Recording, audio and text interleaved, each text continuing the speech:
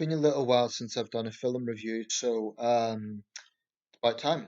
Uh, the film I'm going to review is not a very new film. It was released 5 years ago. It's a 2015 British film, and it's Suffragette. This is the cover. So this is a DVD cover. In fact, this is the promotional poster as well. And I remember at that time here in Sunderland there were promotional posters around the city of this film. So it got quite a lot of marketing attention at the time, and it is critically acclaimed, and I think justifiably so. I think it was a strong film, not flawless, but a strong film. So basically, if ever there was a film that was about its title, this is it. It's about, as the box says, suffragettes. I think it's important to just put, before I talk about the film and the cast and so on, make a little explanation here because I think a lot of people misunderstand this. Suffragettes and the suffragists were not exactly the same thing. So the suffragists were men and women who, from the Great Reform Act onwards, both the Great Reform Act of 1832 and the Second Great Reform Act, so called, of 1867, because initially only landed men had the right to vote. So what's not known is for a long time, most men couldn't vote. It was only the aristocracy, so to speak. But of course, by the 20th century, men had got all voting rights and women had none. So the suffragettes were the more militant side of things, sort of the movement as it's known today in the public mind. That is, those who were sort of chaining themselves to Parliament buildings, who were taking some more radical steps. They were the suffragettes, and initially this was a pejorative, but they then endorsed the term themselves. The suffragists, on the other hand, were those men and women who were campaigning through peaceful means for the right to vote. And there was kind of a schism between the two sides. The suffragists believed the suffragettes were more radical and were only going to polarize the movement. The suffragettes believed that the peaceful methods had been tried and failed. There's still historic debate over what exactly was the more influential movement, i.e., was it the radical suffragettes who eventually got the women's right to vote as it came in this country universally in 1928? Sometimes we hear 1918. Actually, the 1918 legislation, I think it was called, it was under the People's Representation Act. Don't quote me on that, I forget the precise name of the bill, but that was only for women of 30 and over. So many young women still couldn't vote at that point. 1928, if we were to name one year that, yes, that's the year that women got the vote in Britain, it's 1928, not 1918. New Zealand, of course, was the first country in the world to get it. So a very important historical movement. And like I said, it's still debate over which kind of movement actually led to the passing of that act under the Baldwin administration, actually, in 1928. Um, and this is true of any movement. You have internal schisms over what's the best approach. A contemporary example would be, for example, Extinction Rebellion being the more radical side of the environmental movement. And if we look at today's context, because they've often used the women's suffrage movement and the civil rights movement to justify their own actions, but the point is there is debate over to what extent that actually worked. I still believe that Extinction Rebellion's tactics are polarizing and actually counterproductive to the wider environmental movement. But anyway, to get into the film, the leading role is played by Carey Mulligan, who I feel is one of our top actresses now. I do appreciate her work. I've seen her in a number of things. In the same year, she starred in the latest adaptation of Far From the Madding Crowd, and a good adaptation as well, with a wonderful soundtrack, beautiful soundtrack, in which the actress herself actually done some of the singing. Um, it also stars Helena Bonham Carter and Meryl Streep. Now, Meryl Streep actually has a relatively small role, although she plays Emmeline Pankhurst.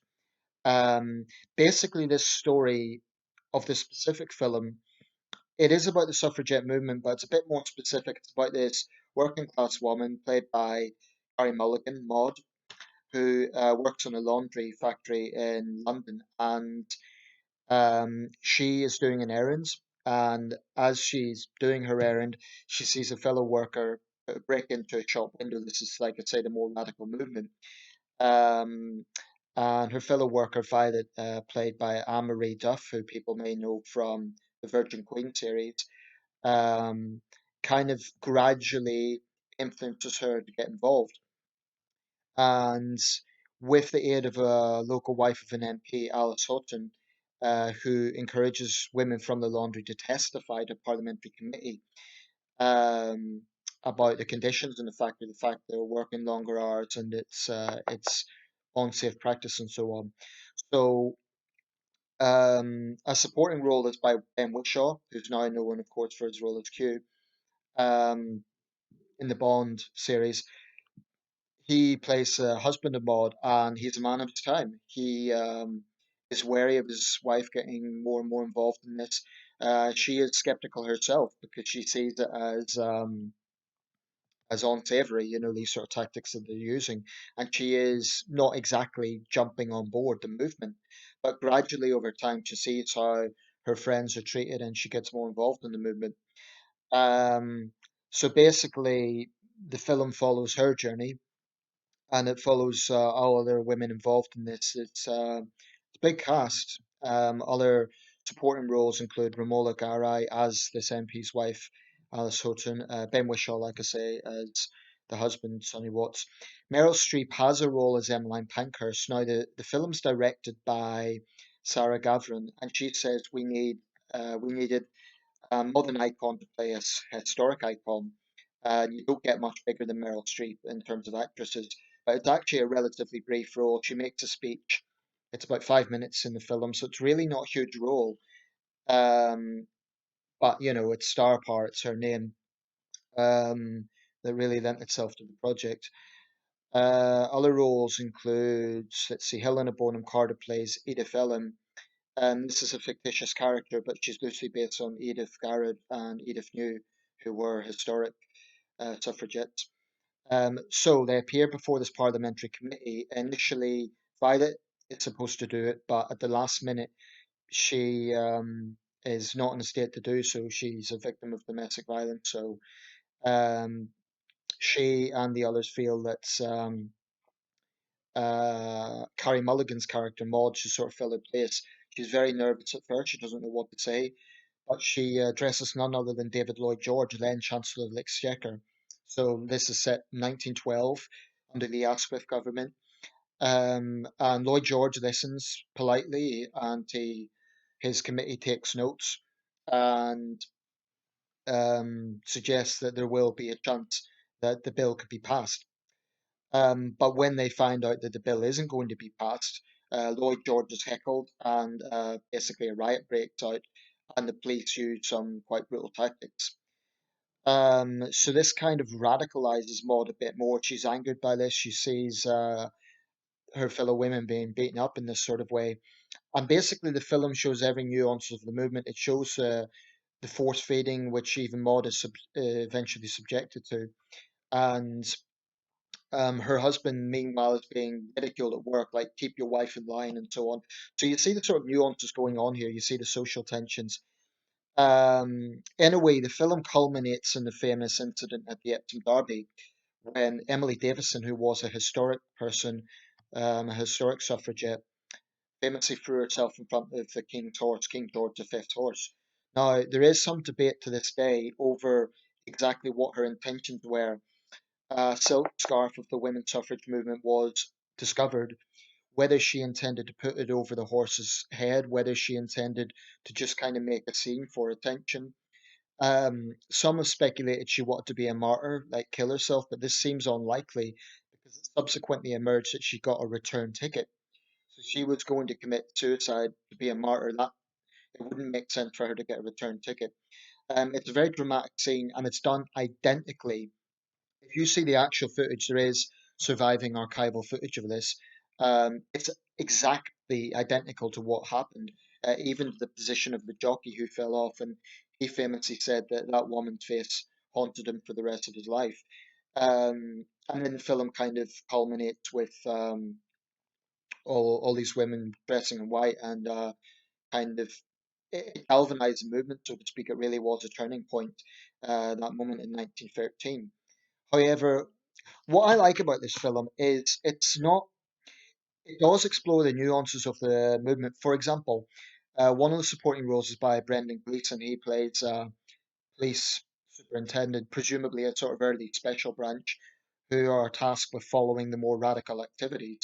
And at one point, there's a schism within the movement. I think the character Violet even starts to get more skeptical about the more extreme methods. Helena Bonham Carter's character is all for it because, for example, they're bombing letterboxes, they're even bombing the homes of ministers, which was a true life event. Now, at one point in the film, Brendan Gleeson's character, who's trying, I guess he sees Maud as a soft touch, or rather someone that he can convince to kind of turn on the others. Somehow, they have a heated argument, and he says, "Do you realize had that bomb went off 2 minutes later, the maid of the house would have been killed?" So we shouldn't kind of whitewash history. It should be remembered that the women's suffrage movement, the more extreme suffragette aspects, were basically seen as tantamount to terrorists because they were committing some pretty extreme acts. Now, the film doesn't gloss that over. It shows the schisms within the movement, the internal divisions. In fact, even the Pankhurst family, Emmeline and Christabel, her oldest daughter, were more conservative. They support the war effort. The two youngest daughters, that is Annella, I believe her name was. She's the least known of the Pankhursts. And Sylvia were socialists and they were anti-war. So even the Pankhurst women themselves were divided. Um, but what I like about this film is it's not black and white. It doesn't sort of say, look at these brave women, they were campaigning for the rights and the awful men were keeping them down. It does show the nuances. It does show the personal struggles. And I also appreciate the fact it shows that there were men who were sympathetic. There were men involved in the movement as well. At one point, I think it's Helena Bonham Carter's character, her husband, actually locks her up, not because he's being part of the patriarchy, but he is actually worried that she will have a heart attack because she, she's been starving herself. So it's a powerful film. It really sets out, I think it tells the story in a powerful way without over glamorizing it or over simplifying it. I appreciate the fact that it does take on board nuances. So if you think it's just going to be kind of propaganda, it's not. It's it's a clever film. It's well made, and I would say it deserved the acclaim it got. Budget of 14 million, it made 34 million at the box office. Um, so check it out. Suffragette 2015. Like I say, starring Carey Mulligan, who plays this working class woman. There is one bit in the film, I should say, where they actually show the force feeding, which was really quite abhorrent. And Brendan Gleeson's character, although he is the enemy, so to speak, you can tell that he's uncomfortable with it. Sam West plays a government minister. I'm not sure if he's meant to be anyone specific. In fact, the only historic characters who are actually featured in the film is Emmeline Pankhurst, David Lloyd George, Emily Davison, who's played by Natalie Press. Um, David Lloyd George is played by Adrian Schiller, and King George V. So only those four characters are not fictitious. And I think the fact that um, they're focusing more on ordinary women rather than famous suffragettes. So Sarah Gavron, it's written by Abby Morgan. They're focusing on ordinary women. You know, Pankhurst was she was the face of the movement. She was the icon. But it's not a film about Emmeline Pankhurst. It's a film about an ordinary woman who gets into the movement. Now, if you look at the time, if you look at some of the propaganda that was used against the suffragettes, it was pretty abhorrent. It depicted them as ugly. It depicted them as insane. Um, it implied that if women got the vote, they would constantly be fighting. I've seen I think it was a German cartoon, and it's basically women mix in politics, mix, and it shows two elegant ladies, but they're tearing each other's eyes out. The idea being, oh well, if women vote, then they can't control their emotions. So you can see the propaganda that was used against the movement whilst at the same time, the film even shows that other women were hostile to the movement because it needs to be understood the more extreme factions they were planting bombs. This could have injured people. So it is still a ethical and practical debate over to what extent that actually made a change in the movement. Now, the film is called Suffragette, so it is focusing more on that side of it. But I appreciate that it shows the nuances of this. It doesn't just oversimplify them as being heroic figures. Um, for example, that debate between Ben Gleeson's character and the character of Maud over the bombing incident. Check it out, Suffragette. Very good film, worth watching.